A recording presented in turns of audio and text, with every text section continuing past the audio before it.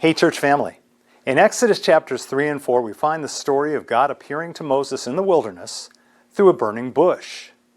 In those chapters we read about a conversation that God had with Moses in which God told Moses that he'd heard the cries of his people Israel, who'd been enslaved in Egypt, and that he was going to use Moses to go to Pharaoh and convince him to let God's people go.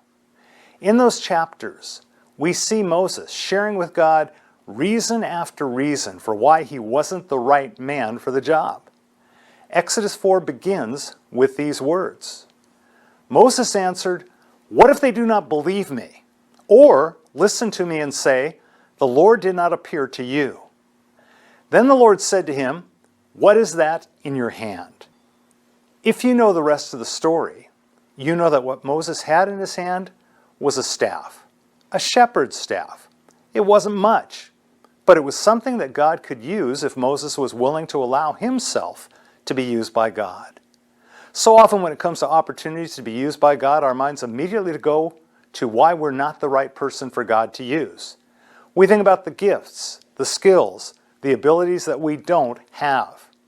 Through God's conversation with Moses, we're challenged to realize that all of us have something. It may not be much, but we've all got something. The question for each of us is, just like it was for Moses, not what are you doing with the things you don't have, but rather, what have you got? What is that that's in your hand right now? Are you willing to allow what you've got to be used by God? There's an old song, and don't worry, I promise I won't sing it for you, but the lyrics are, "Little becomes much when we place it in the Master's hand."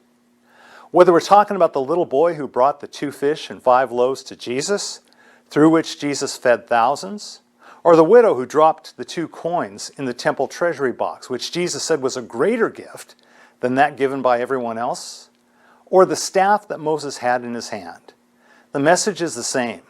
Little is much when you put it in the Master's hand. I pray that each of us would remember that God's not interested in what we're not doing with what we don't have.